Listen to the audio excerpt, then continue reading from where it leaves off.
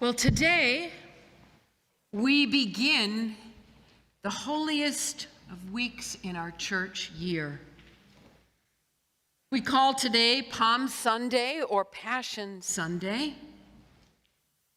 But as one famous theologian said, I wonder if we should instead call today Great Irony Sunday. You see, friends, we begin with the triumphant entry of Jesus into Jerusalem. And before we leave here this morning, we will pause to bear witness to an atrocity. Jesus, God with us, humiliated, tortured, executed, and buried. But perhaps the greatest irony of today is that Jesus still came at all, knowing his fate, embracing the shifting character and faithless temperament of those who traveled with him, the crowds who hailed him as Messiah, who later in the week would shout, "Crucify him," for Judas, who betrayed him, Peter, who abandoned him, Pilate, who washed his hands of him, people that turned their backs on him,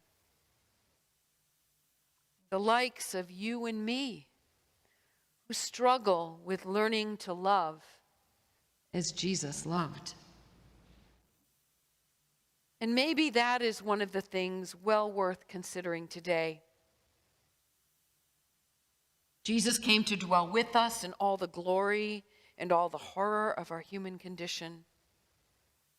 And he dies as a result of the tragic consequences of what happens when we fail to act consistently with what he teaches us about love. Jesus came to us in vulnerability and weakness to identify with and embrace us. And he committed himself to loving us and redeeming us no matter the cost. On this great irony of Sundays, as we celebrate his entrance into Jerusalem and remember the betrayal of Maundy Thursday, the horrific violence of Good Friday, and the in-between time of Holy Saturday, where I imagine most of us spend our lives, I am grateful that God's story does not end here. But friends, we cannot get to Easter if we do not travel with him to Jerusalem, if we do not travel with him to the cross. And so this week, I invite you to look at all of those characters who walked with Jesus. Take a look at yourself, as I'm going to do, as I look deep within my heart to where I put my trust.